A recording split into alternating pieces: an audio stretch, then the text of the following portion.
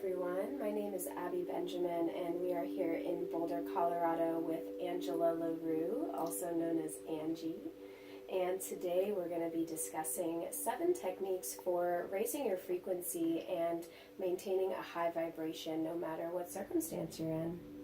So the techniques we're going to be discussing today are stopping the thought cascade, controlled breathing, grounding yourself, the thymus thump, emotional freedom technique, belly breathing, and eagle-eyed view.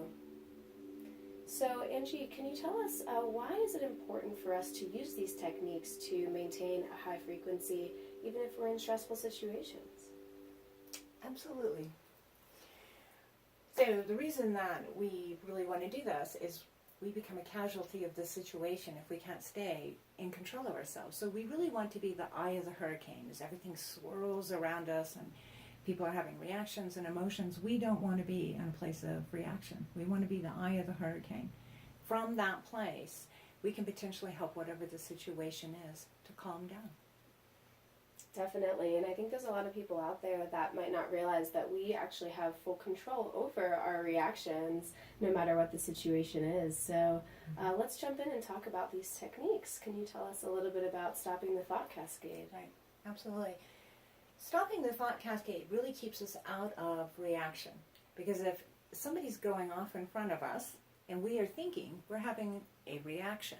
And as soon as we go into reactions, we are in a very emotional place and we are now part of the situation, the drama, a casualty of whatever it is that's happening. So we're going to do some other techniques to help stop the cascade. At this point, fight, flight, freeze is starting to set in and we want to stop that from happening. So what we're going to do to stop the thought cascade is we're going to use controlled breathing. And this is a 6-count inhalation, 5-count exhalation. So just breathing in.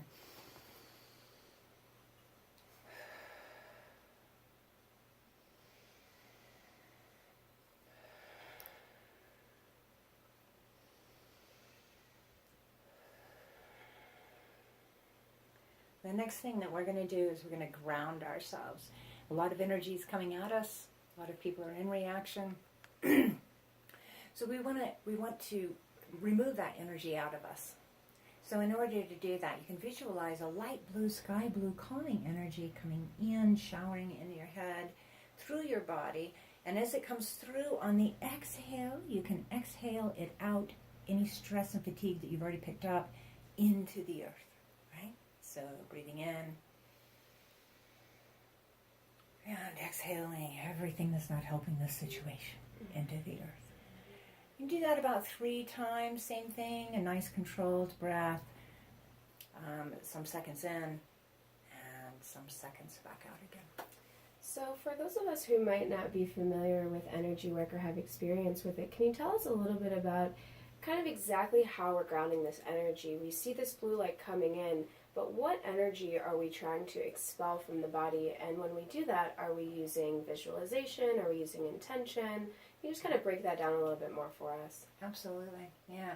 It's the charge, right? When we come into a situation of a drama, an upset people, or a car wreck, or whatever the situation is, all the children, the dog, and the spouse are all screaming and crying, there's a charge already there. It's there.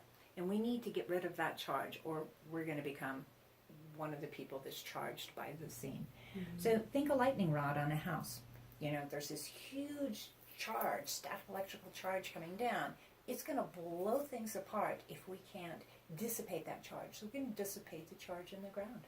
Mm-hmm. So as you're bringing in that nice light blue light, you're dissipating as you're releasing whatever, potential reactions are in that. You're dissipating the charge into the ground instead of becoming a casualty. Yeah, that makes sense.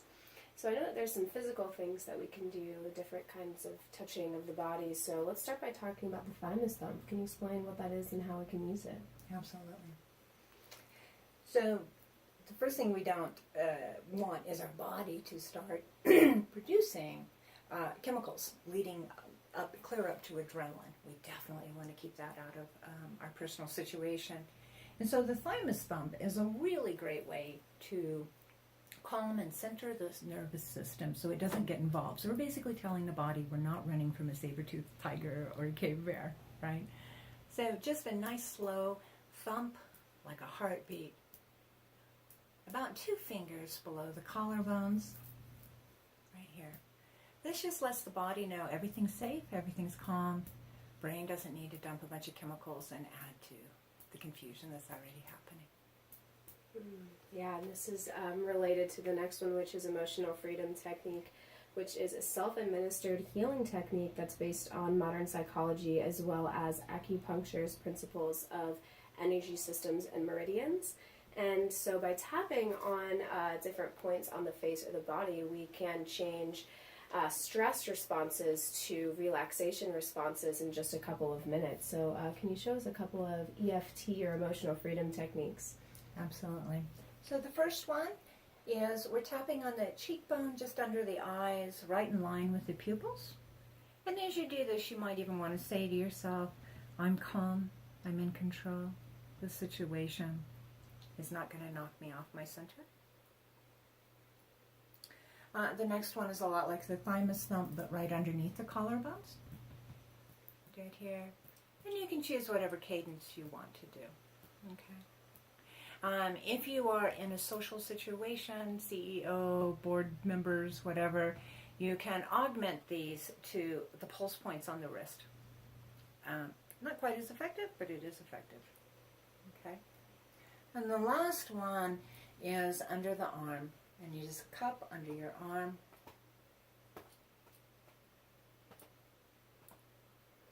And this is really great. This has a feeling of like when you were a baby and grandma was, patting your back to calm you down because you were upset. It's actually tremendously comforting. Yeah, it's very comforting. And use self-talk. I'm in control. I got this. I'm okay. Awesome. So we have another breathing technique, belly breathing. So can you talk a little bit about that? Right. And for belly breathing, we are going to breathe. Panic and tension and stress causes us to breathe very shallowly up here from the chest, and we just want to make sure our body isn't trying to do that, right? So what we want to do is we actually want to inhale deep into the belly, and then fill the chest. So deep into the belly first. And if you're not used to breathing like this, you might want to practice this for a while because you want to have this technique available. And you can combine all these together, right? So we can do this to a 6 count while channeling in that sky blue energy. And on the exhale, exhaling all the stress.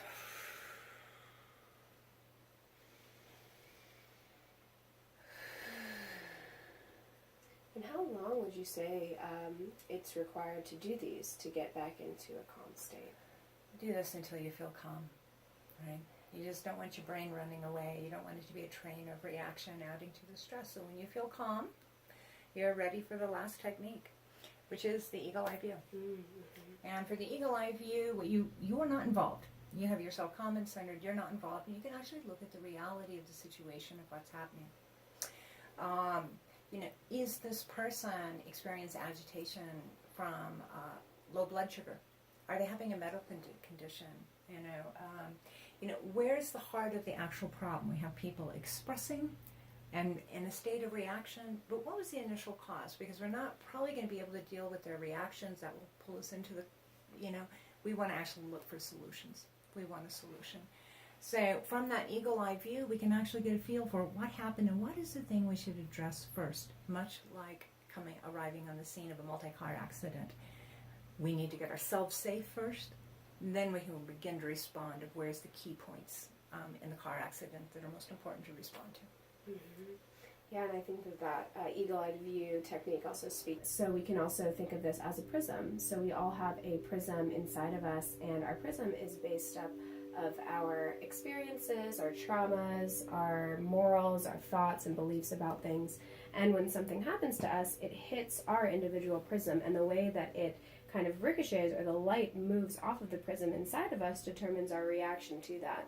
So once we have awareness of this prism and of the fact that what's happening to us is completely neutral, we can begin to really have control over our response and have sovereignty over our situation. So those are 7 techniques for maintaining a high vibration in any circumstance you might find yourself in. Angie, do you have any final words for our viewers on any of these techniques? I do. You got this. Go forth in joy and love.